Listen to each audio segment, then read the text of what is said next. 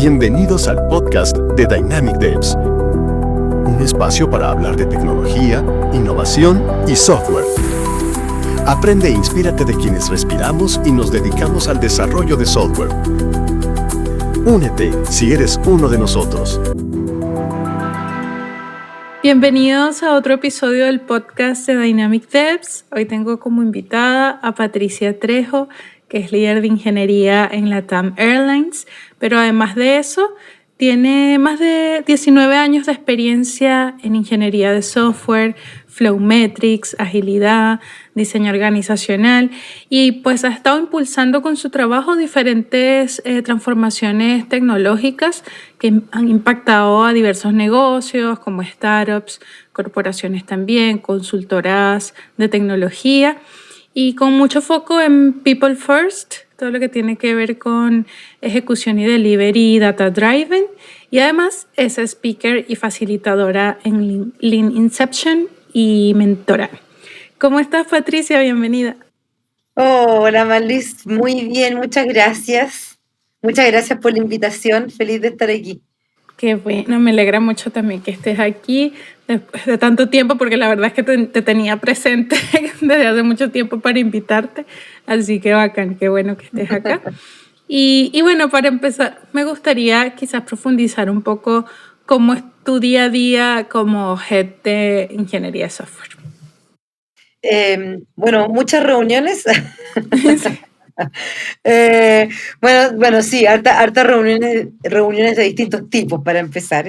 Mucho uno a uno con mi gente, con mi plana directa, con mi equipo, con mis pares, con otros líderes.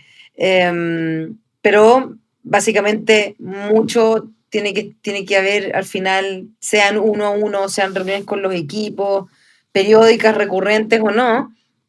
Tiene todo que siempre ver con la estrategia técnica que queremos desarrollar o estamos desarrollando o estamos ejecutando para el desarrollo de los productos que queremos entregar. Entonces, ya sea algunas son más técnicas que otras, algunas más de personas, otras más de metodología, pero es básicamente todas alineadas en esa misma dirección, ese mismo sentido de qué es lo que estamos haciendo, qué es lo que queremos hacer, qué es lo que vamos a hacer, cómo lo vamos a hacer de cara a todos estos productos que queremos entregar al negocio, básicamente. Y obviamente, entonces la parte de reuniones y después viene la parte ya también de que dejar un tiempo para ejecutar. Entonces ahí en la ejecución, obviamente está toda la parte del trabajo desde el desarrollo de ideas, brainstorming y evolución, digamos, de la misma estrategia, a ya después entrar a picar, como uno le dice en buen chileno, a diagramar, hacer presentaciones, documentación, armar talleres o armar facilitaciones de conversaciones, planificar ejecución con los mismos líderes o con los equipos. Y obviamente también dejar tiempo para la ejecución misma, o sea, ir a hacer, digamos, toda esa planificación y toda esa estrategia y todas esas ideas. Bastante movido. De harto. Sí, y bueno, recuerdo que en algún momento asistí a una charla que de hecho diste junto a nuestro CEO Jesús Rodríguez y también con Juan Bastidas de Principal, y allí conversaban acerca de las métricas, ¿no? Entonces, en tu día a día que estás tan inmersa en los dos mundos, en el mundo de la tecnología y en el mundo del negocio, porque finalmente trabajas para un negocio, ¿cómo equilibras esas métricas de negocios con las métricas de delivery? Súper buena pregunta. Y ahí, bueno, obviamente, como tú dices, o sea, al final, los productos que uno desarrolla y que uno entrega al negocio deben responder, ¿cierto? O mover agujas del negocio y eso mover las métricas del negocio al fin del día. Y ahí va, obviamente depende del producto, depende del contexto del producto que se está entregando o a los usuarios que se está entregando, pero uno siempre tiene todas estas métricas, eh, por ejemplo, de NPS, de CSAT, de número de usuarios utilizando, de número de reclamos, de número de afectación de usuarios frente a un incidente, tiempo de downtime en caso de existir, ¿cierto? Y todas son métricas de negocio, pero por otro lado también están las métricas del delivery.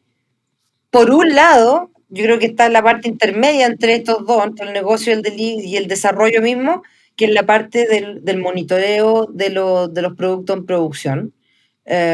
O sea, los mismos equipos de desarrollo tienen que estar monitoreando, es un deber, digamos, de los equipos, estar monitoreando cómo se comportan en producción los productos que se entregan.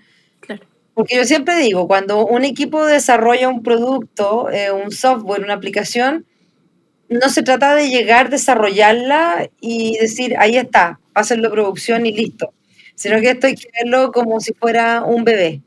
Ya tu producto es tu bebé y tú tienes que estar pendiente de si a tu bebé le falta comida, si que está llorando, si que se hizo los pañales, hay que cambiar los pañales y todo ese tipo de cosas. Entonces aquí es lo mismo, uno tiene que estar monitoreando a su bebé, que es el producto. Eso significa que cuando hay problemas en producción, hay algún incidente, alguna afectación, eso claramente le va a estar pegando a los usuarios finales, ¿cierto? Y ahí cómo podemos responder lo antes posible, ¿cierto? Entonces, esa es como la parte de negocio, la parte del monitoreo, que está justo aquí entre medio, y la parte del desarrollo. Y en el desarrollo están las métricas de delivery, en cómo nosotros pues, estamos entregando, tenemos la Flow Metrics, por ejemplo, donde nosotros podemos ir viendo con qué velocidad estamos entregando valor al negocio, cada cuánto tiempo estamos entregando, básicamente, qué valor estamos entregando al negocio. Entonces, todas son métricas digamos, de flow, de flujo de trabajo metodológico, de cuánto nosotros entregamos. Tenemos también todo lo que son las Dora Metrics, ¿cierto? Entonces, por ejemplo, las Dora Metrics y toda la evolución, digamos, también de Space, en fin, de X, y que todo eso, en que como nosotros también tenemos un montón de indicadores que son también mucho más técnicos, pero también mucho más de sanidad, mucho más de interacción de los equipos, en fin, o sea, todo ese ecosistema de desarrollo del delivery, mientras más sano esté, es muy probable que después cuando entreguemos en producción, por mucho que monitoreemos, vayamos a tener menos afectación a nuestros clientes y por ende vamos a tener mejores indicadores de negocio, vamos a estar moviendo mejor las agujas del negocio. Entonces, eso por un lado, y por otro lado es también cómo ver el ciclo al revés. O sea, por un lado nosotros estamos entregando el negocio, pero que no solo y saber, ya tuvimos un buen NPS, un buen CSAT, sino que, ok, recopilar la mayor cantidad de feedback, y esto como muy de desarrollo lean, ¿cierto? O sea, al final, y recopilamos ese feedback para seguirlo impulsando dentro del producto, porque también hay que pensar, aquí estamos hablando de desarrollo, y todo el rato estamos hablando de desarrollo de productos, no de proyectos. Claro. ¿Ya? Este producto es algo vivo, va a seguir evolucionando. Ok, ¿cómo hacemos de que evolucione, que no se quede ahí por siempre?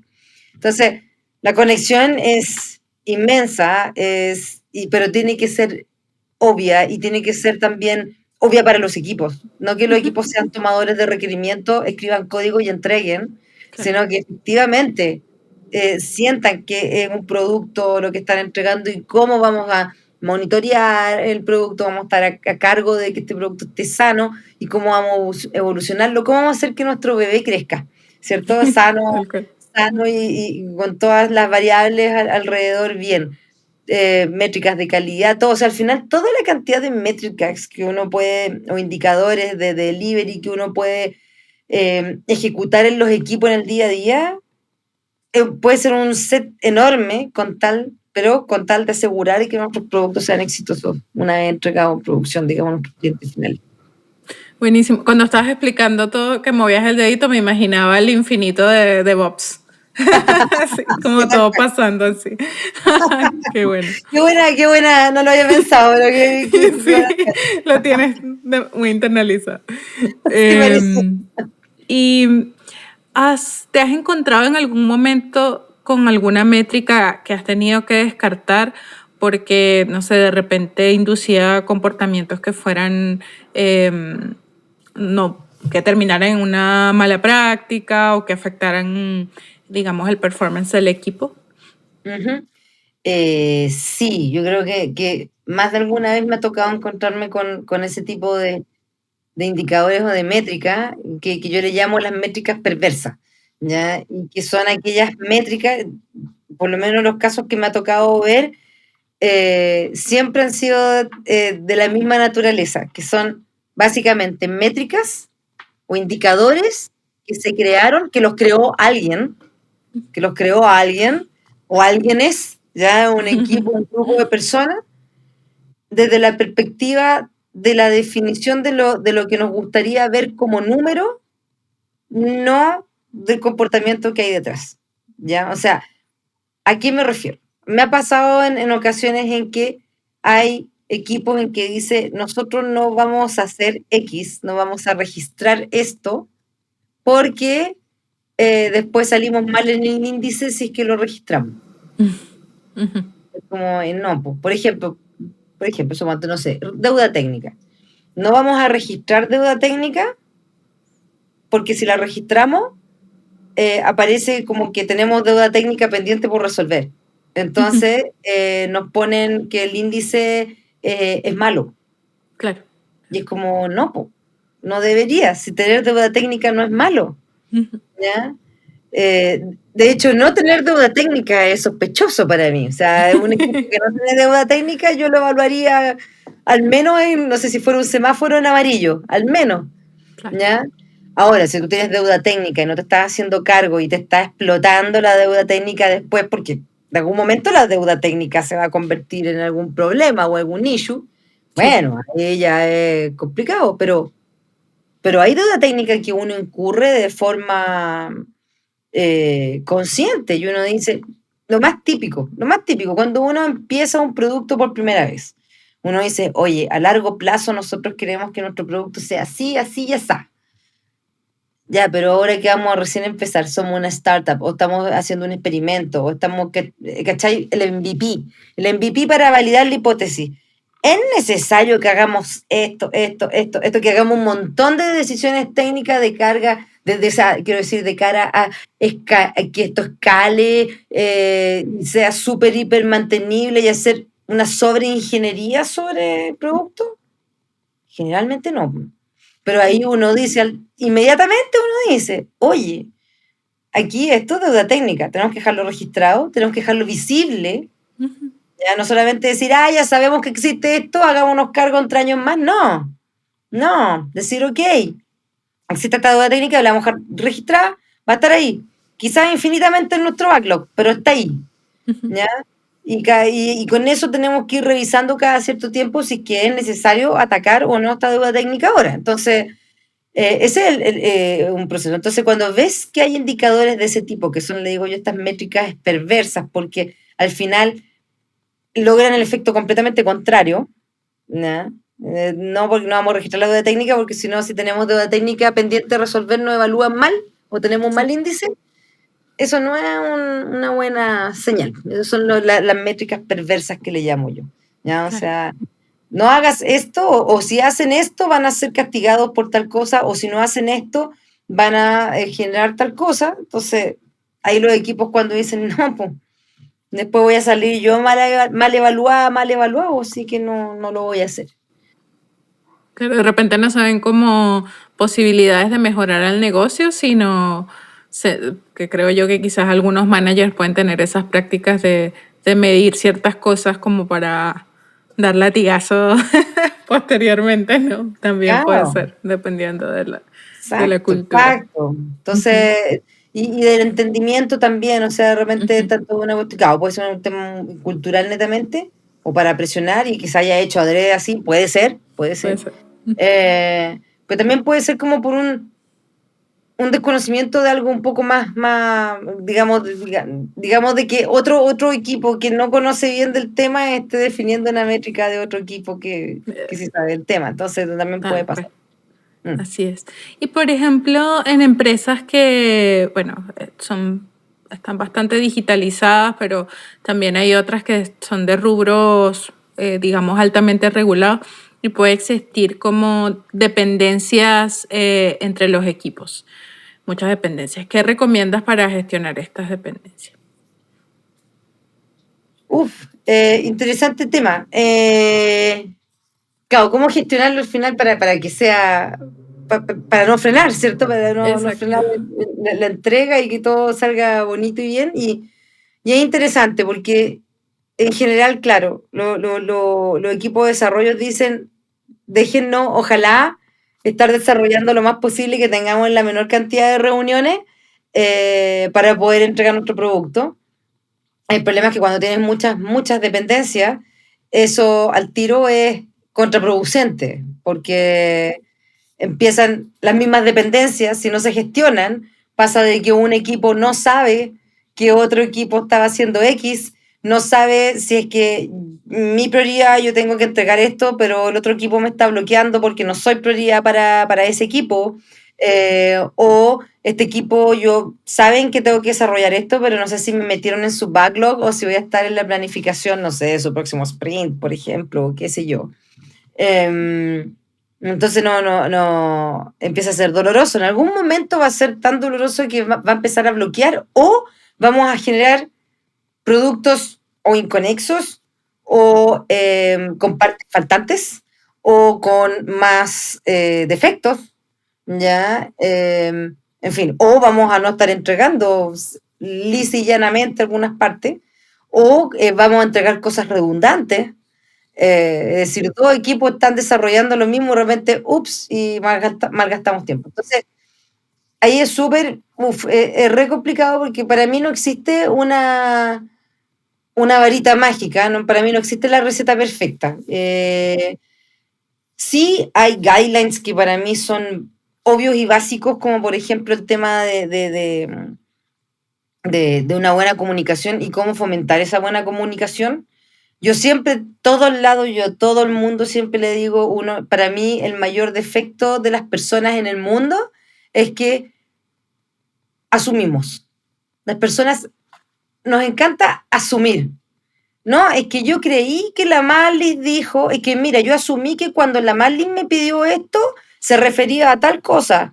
Ah, pero lo que pasa es que en la reunión cuando dijeron bla, yo me quedé con la idea de B, ¿ya? Entonces, para mí yo creo que el mayor problema de la humanidad es ese, porque te lleva a todo tipo de problemas, no solo en desarrollo de software, sino que incluso problemas familiares, con las amistades, lo que sea, en todos lados, por asumimos, ya creemos que algo es así, porque nuestra realidad y las realidades son muy diferentes. Entonces, sí hay cosas, como te decía, son muy básicas como básicas, ya, o muy de sentido común, como comunicarse bien, pero todo el mundo aquí sabe que el menos común de los sentidos, el sentido común es el menos común de los sentidos, ya, o sea, Claro.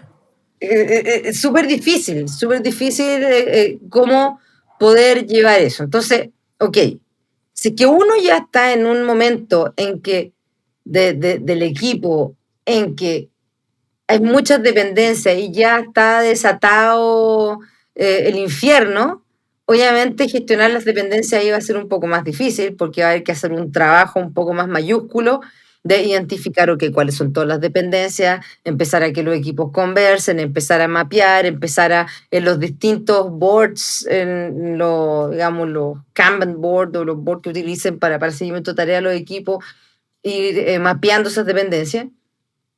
Mucho más al final barato empezar desde el comienzo con la reunión semanal de revisión de dependencias y conversar que hacerlo cuando ya está desatado el infierno, ¿ya? Entonces, ahí existen, yo creo, ahí uno puede decir, existen distintos frameworks. A mí uno que me ha resultado muy bien en vidas anteriores, bueno, en distintos trabajos ha sido esta reunión, digamos, no sé, periódica de revisión de rights, rights siendo R de risk, A de assumption y de issues, D de dependencies. y con las personas, digamos, tanto de la perspectiva técnica como de negocio, como de producto, como de diseño, y estar hablando de esas dependencias.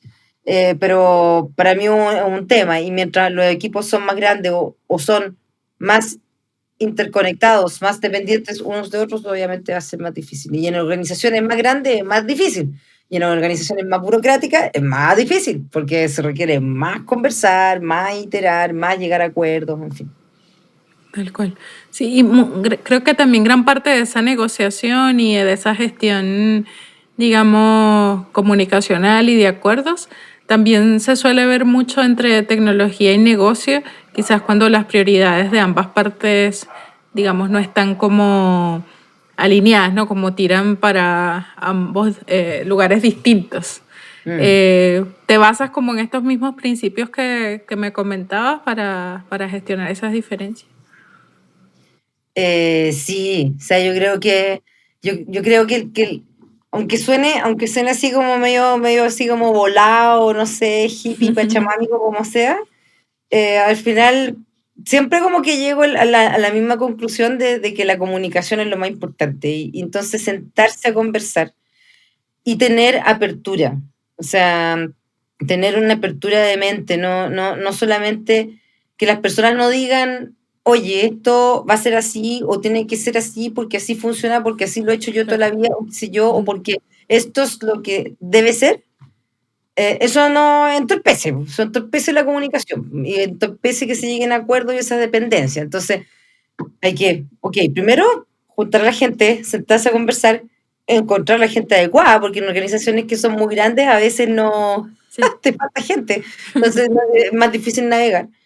Eh, y poder plantear, digamos, todos los temas, las dificultades, las dependencias, los riesgos, en fin, todo que se quiera o sea necesario conversar. Eh, Ojalá siempre presentando datos. Yo soy muy tú lo dijiste incluso cuando me presentaste, yo soy muy data driven, entonces todo con fundamento, mostrar siempre los pros y los cons. Nunca existe la solución perfecta. Yo siempre he dicho, no existe hoy en día, o sea, si alguien tiene la solución perfecta a todo o a todo lo que estamos haciendo en un equipo, wow, quedaría impactada. Eh, sería mi próximo Dios. O diosa. Entonces, en general no. Todo tiene ventaja y desventaja. Técnicas, de negocio, de visibilidad, en fin, logística. Y ahí entonces hay que entrar a hablar eso, pero para eso se necesita que las partes estén dispuestas a hablar, a negociar, a ceder, ¿sí? Y tratar de llegar a un acuerdo win-win. Entonces, a mí sigue siendo al final la raíz de todo para la solución en la comunicación, pero no es fácil. Ejecutar eso No no fácil, es claro. difícil. Exacto. Sí. Es como, al final es negociación, como tú dices, ¿no? Igual, incluso los equipos de tecnología, así como los de negocios, tienen que estar preparados para negociar y entablar esas conversaciones, digamos, productivas también. Claro, claro. O sea, por ejemplo, igual este mismo tema típico, lo que pasa en muchas organizaciones que dicen, oye, ya, necesitamos que liberen esto en producción tal fecha. Bueno, claro, a veces hay algunas restricciones legales o cosas así, Sí. pero bueno, si que hay una restricción legal, entonces veamos con qué podemos llegar, pero llegar con todo, con la calidad que tú quieres, en el tiempo que quieres, generalmente es medio difícil, ya, o poco realista. Entonces ahí también hay que entrar a negociar, a ver, digamos, ya qué podemos hacer, qué no hacer, cómo podemos llegar a un acuerdo, cómo podemos llegar a un win-win, cómo podemos hacer de que esto llegue a producción en una fecha, digamos, o mover la fecha, o entregamos un poco menos, entregamos esta parte pero esta no, y es parte, digamos, de esa negociación que tiene que existir, y ver también desde la perspectiva técnica de los equipos de desarrollo, cómo poder hacerlo técnicamente también factible. Si no, si el equipo dice, no, es que es imposible, tengo que entregar todo, porque si no, no tengo, ya no, entonces ahí también no estamos bien, algo está fallando. O sea, técnicamente debemos poder hacer esta cuestión mucho más modular o tener una estrategia de escalamiento diferente o de deploy diferente. En fin, eso va a depender obviamente del problema. Claro, así es. Y para las personas que de repente no han escuchado mucho acerca del término Lean Inception, ¿nos puedes explicar un poquito de qué se trata y cómo quizás tú específicamente lo promueves y lo pones en práctica? Bueno, Lean Inception es un método que fue formulado, descrito por Paulo Caroli, un consultor brasileño, ¿sí? Y que es básicamente un taller, por decirlo así, que consiste en actividades a lo largo de 5 días con el objetivo de alinear a las personas del negocio, de experiencia de usuario y tecnología en torno a un producto. Y todas las personas del negocio, no solamente los stakeholders, sino que personas también de la operación, de áreas de todas las áreas que estén involucradas en una idea de negocio, para poder definir y salir de ahí con cuál va a ser el MVP. Y eso después se lo lleva el equipo de desarrollo y empieza a trabajar. Pero lo importante, digamos, de este método es que en vez de generar un backlog gigante, vamos a generar cuáles son las funcionalidades mínimas para este producto viable, para validar una hipótesis, ojalá en el menor esfuerzo y tiempo, para no hacer un proyecto gigante que después lo lancemos a producción y no vaya a funcionar. Y lo más importante de todo esto es que las personas conversen. Porque de nuevo voy a volver al mismo problema que te mencioné hace un rato atrás. El gran problema de la humanidad es asumir. Entonces, muchas veces ocurre en las organizaciones que llega alguien y dice, un stakeholder dice, vamos a desarrollar X y vamos a desarrollar una plataforma que haga X. Y algunas personas se van a imaginar una cosa, otras personas se van a imaginar la plataforma de otra forma, de aquí que allá. Y después, ¿qué pasa? Que cuando uno lanza producción dicen, ay, pero es que yo pensé que era de tal forma. Ay, oye, y la plataforma, esta aplicación nueva no tiene tal cosa. Oye, ¿y por qué no me está funcionando aquí si yo pensaba que iba a funcionar así? Exacto.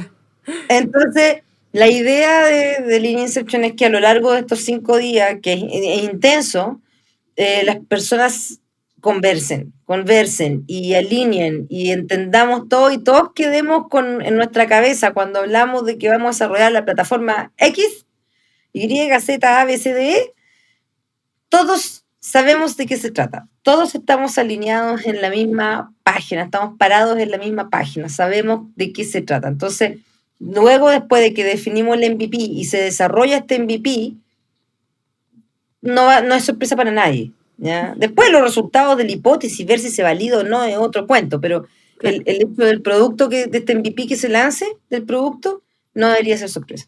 ¿Sí? Entonces, eso es lo más básico y esencial para mí de la perspectiva de lo que es Lean Inception en su corazón. Okay. ¿Y hay algún momento o algún tipo de ocasión, no sé, en que no sea necesario aplicar Lean Inception? O sea, lo podemos ver como desde el punto de vista cuando estamos recién iniciando un producto, el desarrollo de un producto, o se puede aplicar para otras cosas del día a día. O sea, por un lado se puede, no es necesario que Lean Inception sea un método que se aplique solamente para productos nuevos. Muchas veces lo utilizamos también para productos que queremos evolucionar.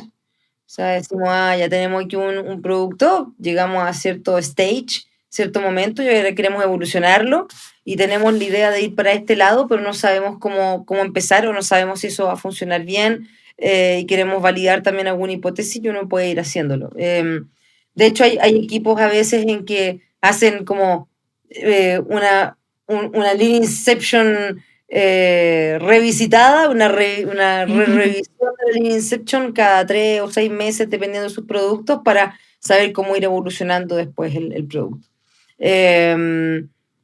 Hay casos, obviamente, también de repente hay productos en que todo está extremadamente muy reglamentado y tiene que ser así, y no hay espacio de duda de nada. Bueno, ahí podría también usarse el Inception, pero igualmente es bueno juntarse a conversar primero. Claro. Porque también siempre aparecen cosas, incluso cuando hay licitaciones de proyectos o cosas por el estilo, de algún proyecto llave en mano, siempre quedan dudas, por mucho que tú tengas un mamotreto de este tamaño, con todas las especificaciones, igual hay cosas que quedan ¿qué tal si? ¿Qué pasaría en este caso? ¿Cómo pruebo tal cosa? Entonces, en general siempre hay que conversar algo con alguien. Sí. Y bueno, cuando no lo recomiendo, cuando no te recomiendo usar Lean Inception es cuando ni siquiera se tiene claridad de qué desarrollar. O sea, ahí es mejor hacer un discovery primero, ¿ya? O hacer un discovery, incluso hacer un discovery, prototipar después ideas, hacer algún design sprint, por ejemplo, y después cuando ya no tenemos esta idea más clara, ya sabemos cuál es la idea de producto, llevar una Lean Inception. Entonces, no es necesario, a veces uno puede también hacerlo desde el comienzo, ¿ya? Pero teniendo claro de cuál es la idea, ¿ya? Si no, va a ser una conversación en que va a tirar para todos lados. Ahí en base un poco a la pregunta que me hacías antes, ¿qué pasa cuando tecnología y negocio también están tirando para distintos lados?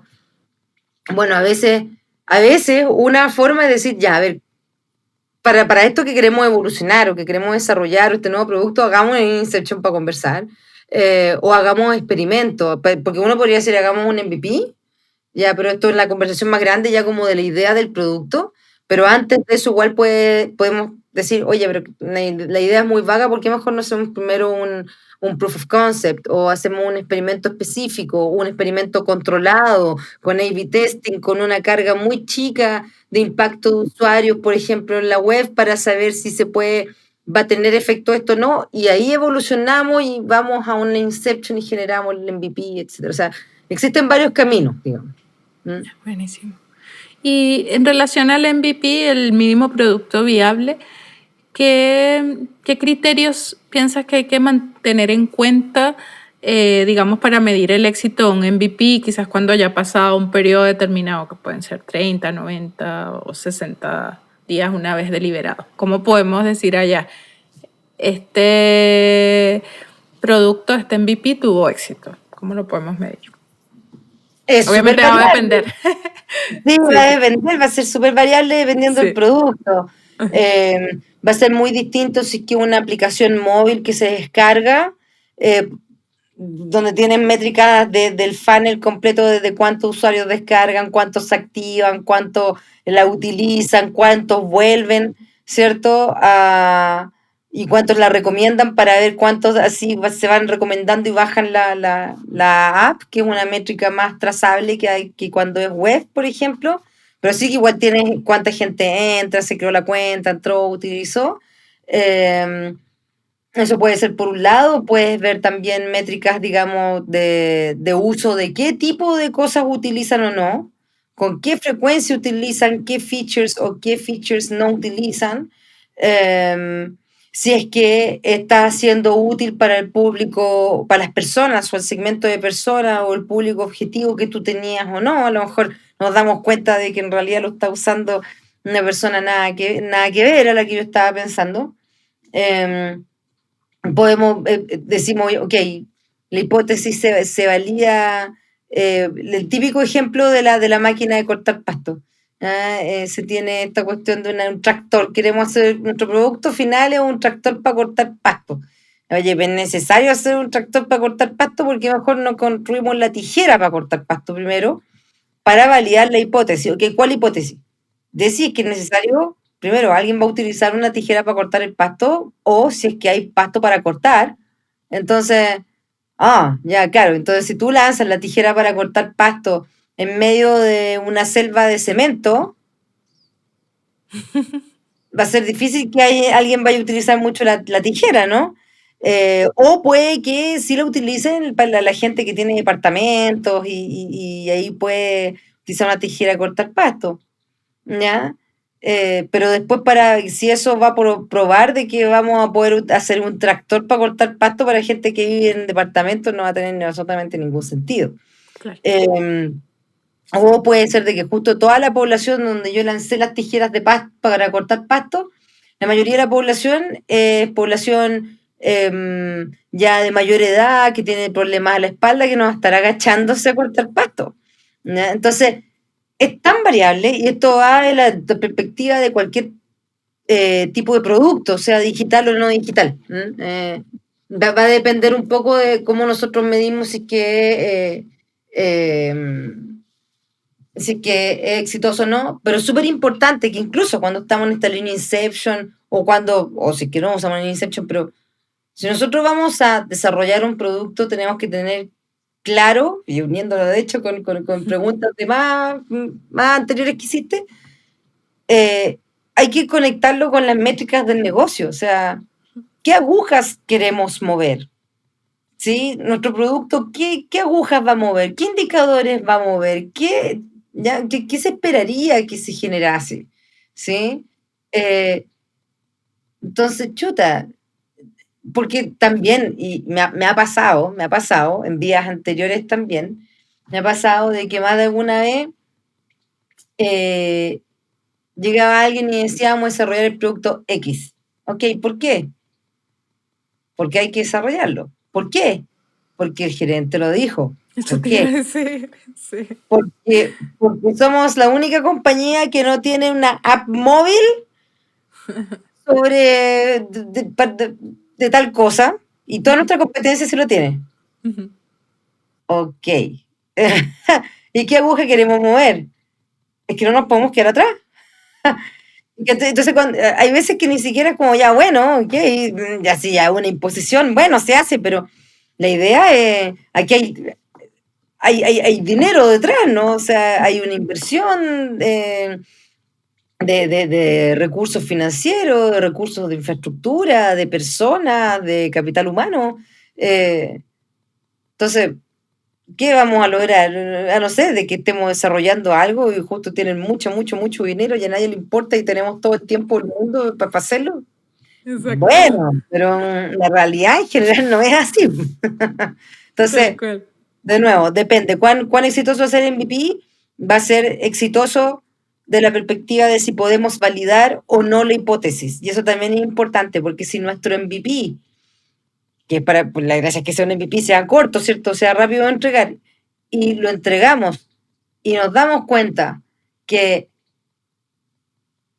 es una basura lo que estamos construyendo, validamos súper bien la hipótesis. Claro. Validamos de que esta cuestión no tiene ningún sentido y que llegamos hasta acá y no tenemos por qué invertir más lucas, ni más plata, ni más recursos, ni más tiempo, ni nada en seguir desarrollando este producto. Hasta ahí queda. Y es súper bueno que se pare ahí y cancelar ahí toda la iniciativa antes de estar haciendo una cosa gigante, enorme, que después puede ser que nadie utilice o que nadie le va a servir. O que no va a mover las agujas del negocio como nosotros esperábamos. Entonces, eso también es un buen resultado, ¿sí? No solamente de que tiene que ser exitoso el MVP, oye, puede que falle y está bien que falle, y que bueno, y ojalá que falle, de hecho. Puede ser exitoso también porque se llegó a la conclusión que De forma se temprana, claro. de forma temprana, exactamente. Hay que tener bastante claridad en todo. Tal cual. Y ahora pasando como a un tema un poco diferente, pero igual relacionado con tu trayectoria, tienes más de 19 años en tecnología. Y bueno, hemos visto cómo ha evolucionado bastante lo que tiene que ver con el liderazgo de las mujeres en tecnología. ¿Hay barreras que sigues viendo, quizás en términos de lo que tiene que ver con contratación, promoción, visibilidad u otras barreras distintas? ¿Cómo has percibido esto durante todos tus años en la industria?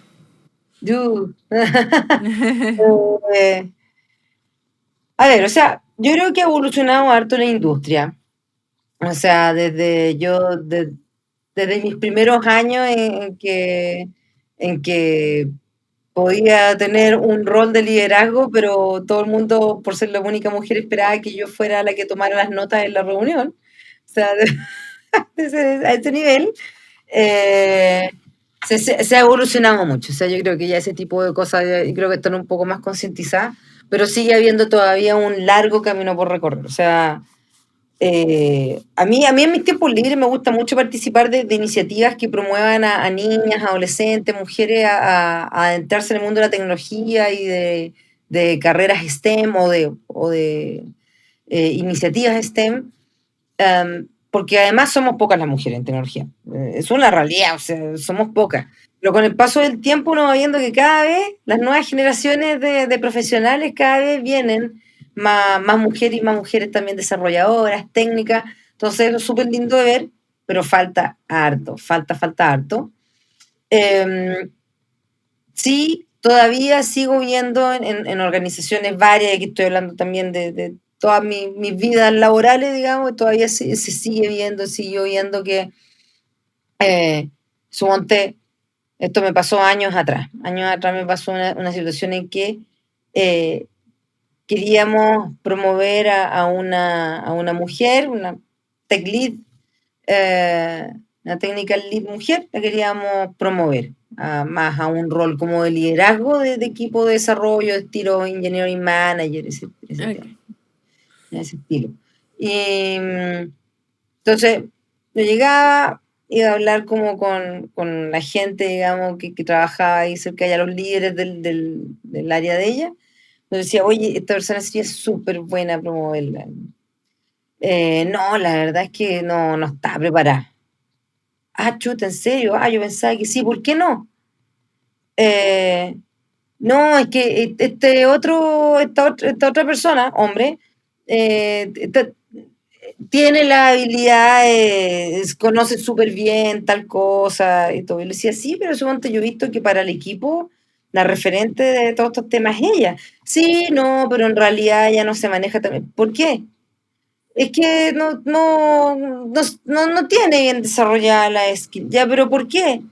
Eh, le falta todavía, le falta crecer. Y sin llegar a una respuesta consistente. Claro. Esa persona jamás había mostrado una actitud violenta o machista de ningún tipo. La persona no se considera tampoco machista.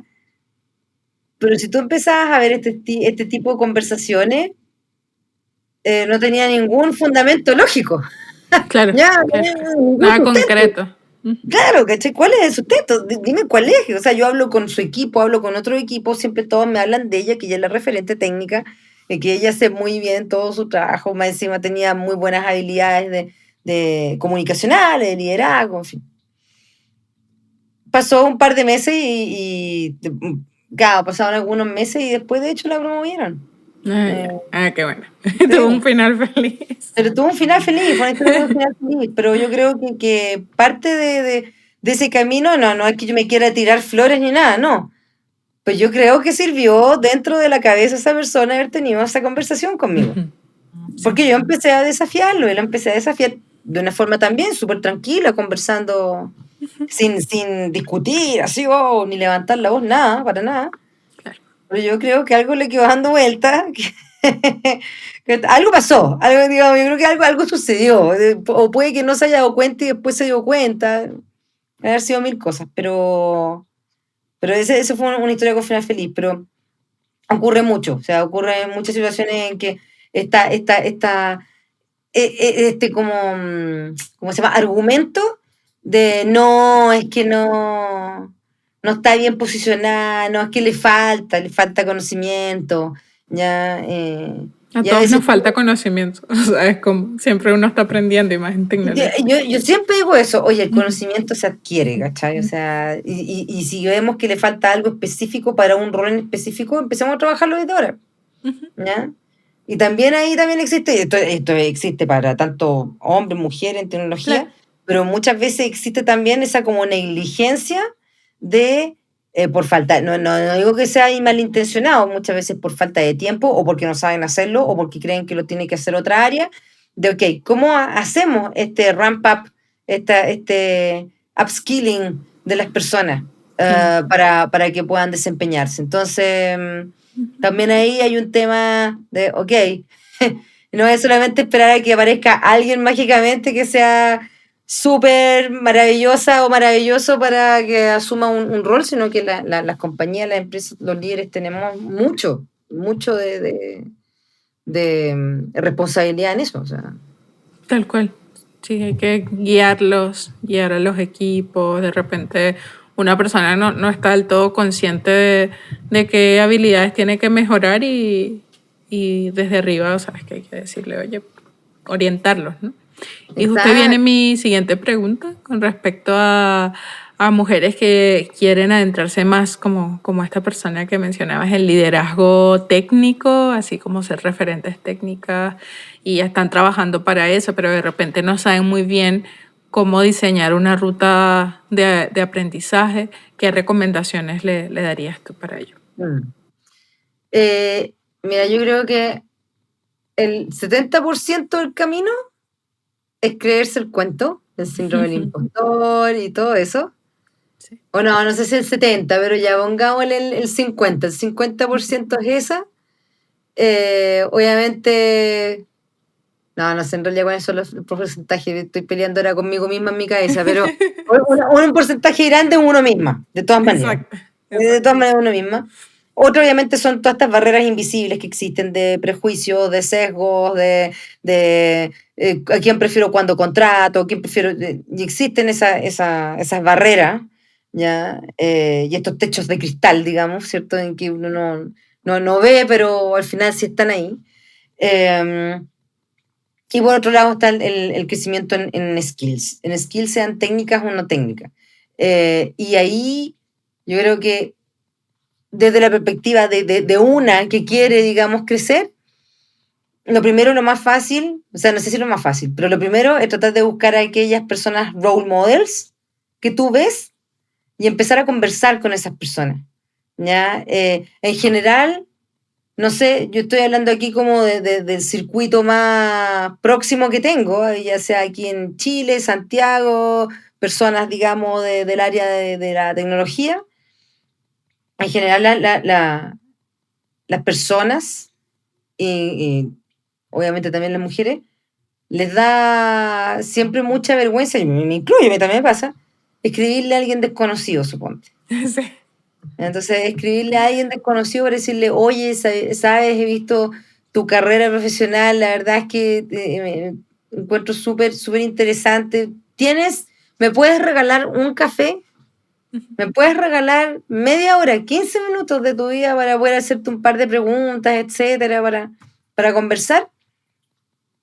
Mira, lo peor que te pueden decir en la vida es, pucha, no puedo. O sea, Claro, no, lo peor que te pueden decir es no. claro, no te quiero ayudar. No. Pero en general, a veces es re difícil coordinarlo, pero en general la gente te dice, oh, claro. Sí, es verdad. En general la gente sí está dispuesta, puede ser difícil coordinar, si no lo vaya a lograr al tiro, lo vaya a lograr quizás en 2 meses más, por temas de agenda y preocupaciones y ocupaciones, pero en general se puede. Entonces, buscar esos role models, contactar a esas personas, empezar a conversar, pedirle consejo. Por otro lado, obviamente, todo lo que es conocimiento, empezar a buscar, no sé, cursos. Hoy en día hay cursos de todo tipo para todas las cosas. De repente ha habido gente que me ha contactado a mí solamente para preguntarme, yo quiero crecer en tal cosa, ¿qué cursos tú me recomiendas para crecer en tal cosa? ¿O qué libros me recomiendas? Ah, bueno, a ver, démosle, ¿qué quieres? Ya yo empiezo a hacer preguntas, pero a ver, ¿qué en específico te gustaría trabajar? Esto, lo otro, aquí, que ya, bueno, mira, te recomiendo esto. O a veces le digo, mira, ahí no, para ese tema no estoy tan clara, pero te recomiendo hablar con tal persona. Mira, te voy a poner en contacto con tal persona. ¿Cachai? Entonces, networking. Entonces, eso yo creo que son como, digamos, vías fáciles, y lo otro es incentivar también, eso a veces es más difícil, pero es incentivar el desarrollo de skills. Suponte en ConnectShop, cuando estuve en ConnectShop, hubo un año en que hubimos 4 mujeres que nos juntamos y dijimos, hagamos un programa de training, de entrenamiento para el desarrollo de mujeres técnicas dentro de ConnectShop. Okay. ¿Ya? Entonces, vimos varias mujeres, algunas desarrolladoras front-end o desarrolladoras back-end, también personas de infraestructura, pero todas mujeres dentro de ConnectShop. Y desarrollamos un plan que duraba, si mal no recuerdo, creo que duraba como 4 meses, donde todas las semanas hacíamos charlas, algunas técnicas y otras no técnicas, de habilidades más blandas, por decirlo así, o comunicacionales, de liderazgo, hablábamos del síndrome del impostor, de todo este tipo de cosas, y por otro lado, de charlas súper técnicas más sobre observabilidad, calidad, testing, en fin, deuda técnica, un montón de cosas, digamos, para que ellas fueran generando su saco de herramientas, ¿sí? Y muchas de ellas empezaron a incluso a generar conversaciones técnicas o conversaciones también de distintas perspectivas en sus equipos. Y dentro de este programa, además, nosotras 4 éramos las coaches y mentoras de las chicas. Entonces, yo tenía, no sé, suponte dos coaches. Cada una tenía, no sé, 2 o 3 coaches. Y con ellas también, cada una se juntaba en 1-1 todas las semanas y ir, digamos, desde la perspectiva más de coach que de mentor, guiarlas hacia que descubrieran hacia dónde querían crecer y que ellas mismas fueran descubriendo qué cosas podían hacer para crecer y que se fueran generando todo un plan de crecimiento con milestones y qué cosas podían hacer. Y muchas de ellas empezaron a generar cambio en su equipo, empezaron a transformarse en referentes y fue bien bonito. No sé, pero eso es más difícil a veces ya en la empresa, pero que se puede. En este caso, entre 4 mujeres, lo armamos nosotros, armamos las presentaciones, las sesiones, todo. Simplemente hablamos con sus líderes para que nos dieran 2 horas de las chiquillas a la semana. Una para sus 1-1 y otra para las sesiones que eran colectivas. Tal cual. Eso es súper bueno. Sí, me gusta mucho. Y de ahí también creo que con este mensaje también estás motivando como a líderes en las organizaciones a que hagan este tipo también de iniciativas que además son súper motivadoras. A mí me gusta mucho. Pati, ha sido genial poder conversar contigo. Siempre pues me gusta escucharte desde aquella charla con Jesús, muy entretenido todas tus historias, toda la experiencia que tienes para compartir. Así que te agradezco mucho por haberme dado este espacio. Muchas gracias por la invitación. Yo feliz, fue una muy linda sorpresa cuando me hablaste de la invitación. Me encanta todo este tipo de iniciativas, así que yo feliz. Y yo creo que podríamos, de cada una de las preguntas que me hiciste, de cada uno de los temas que hablamos, yo creo que podríamos hablar por horas. Así que también siempre dispuesta aquí contigo, pero también a los que estén aquí escuchando a sostener una conversación, a tomar un café, que sea. Siempre podemos generar esos espacios. Así que un abrazo gigante y muchas gracias, Marlis. A ti, Pati, y también a todos los que nos escuchan. Así que nos vemos hasta un próximo episodio del podcast de Dynamic Devs. Yo soy Marlis Mejías. Chao. Chau. Gracias por sumarte al podcast de Dynamic Devs. Síguenos en Instagram, LinkedIn, Facebook, Twitch, YouTube como Dynamic Devs y en Twitter como DevsInfo.